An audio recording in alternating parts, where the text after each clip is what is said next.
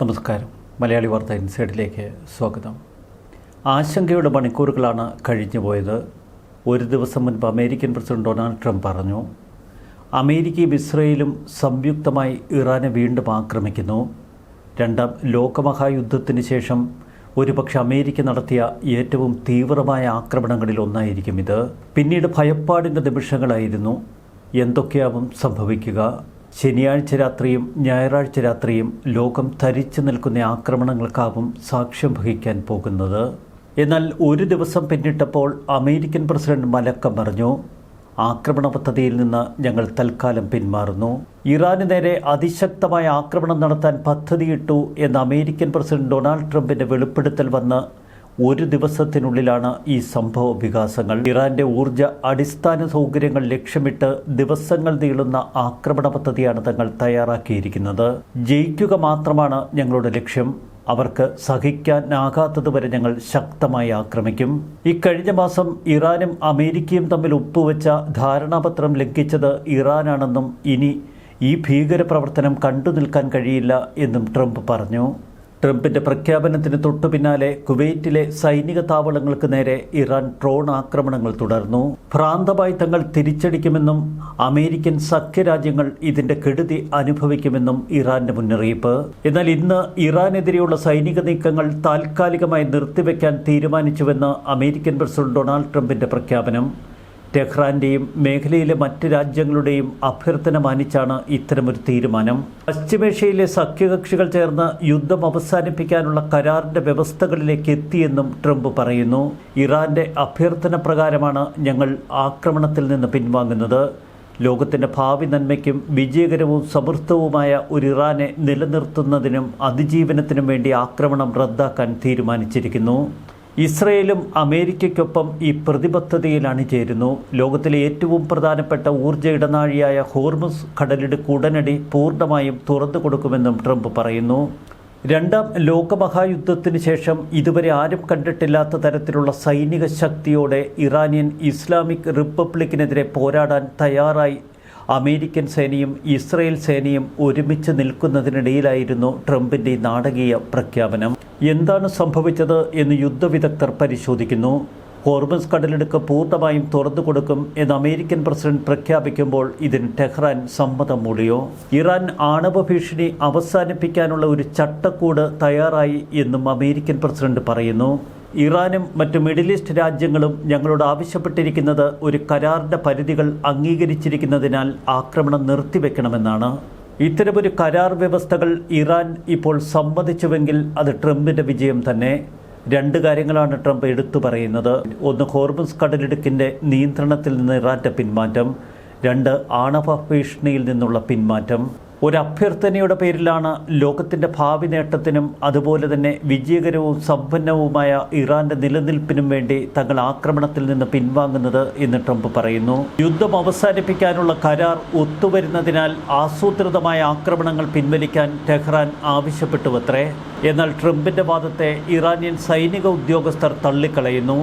American president Donald Trump Gulf നേതാക്കളെ സ്വാധീനിക്കാനും സമ്മർദ്ദം ചെലുത്താനും ശ്രമിച്ചുവെന്നാണ് ഇറാൻ ആരോപിക്കുന്നത്. ഇറാൻ സൈന്യം ഏറ്റവും ഉയർന്ന തലത്തിലുള്ള തയ്യാറെടുപ്പുകൾ പൂർത്തിയാക്കിയിരുന്നു. യുദ്ധം നടന്നാൽ അത് നിർണായകമാകുമെന്ന് അമേരിക്കയ്ക്ക് ബോധ്യമായി. ഒപ്പം ഗൾഫ് രാജ്യങ്ങൾക്കും. എല്ലാം കത്തിച്ച് തങ്ങൾ ചാരമാക്കിയേനെ എന്നാണ് ഇറാൻ ഇപ്പോൾ അവകാശപ്പെടുന്നത്. ഇറാനിയൻ വിദേശകാര്യമന്ത്രി അബ്ബാസ് അരാഗ്ചി ശനിയാഴ്ച മുതിർന്ന തുർക്കി, പാകിസ്ഥാൻ, സൗദി ഉദ്യോഗസ്ഥരുമായി ചർച്ച നടത്തി. ടെലിഫോൺ സംഭാഷണമാണ് ഇറാൻ വിദേശകാര്യമന്ത്രി നടത്തിയത്. അമേരിക്കയുടെ ഏതൊരു സാഹസിക നടപടിക്കുമെതിരെ തങ്ങൾ ശക്തമായി പ്രതികരിക്കുമെന്ന് ഇറാൻ വിദേശകാര്യമന്ത്രി ആ രാജ്യങ്ങളെ ഓർമ്മപ്പെടുത്തി. പാകിസ്ഥാൻ സൈനിക മേധാവി ഫീൽഡ് മാർഷൽ അസീം മുനീറിനോടും തുർക്കി വിദേശകാര്യമന്ത്രി ഹഖാൻ ഫിദാനോടും സംസാരിച്ച അരാഗ്ചി ഏതൊരാക്രമണത്തിനും ഇറാൻ നിർണായകമായി പ്രതികരിക്കുമെന്ന് വ്യക്തമാക്കി.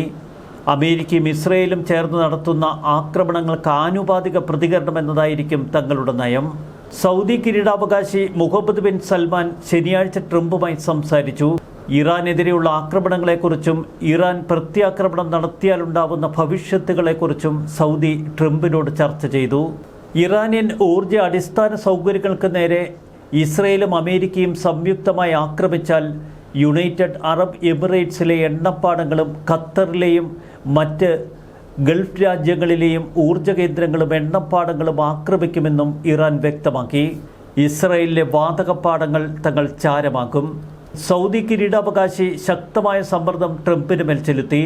മേഖലയിലെ മറ്റ് ഗൾഫ് രാജ്യങ്ങളുടെ നേതാക്കളും ട്രംപുമായി ബന്ധപ്പെട്ടു.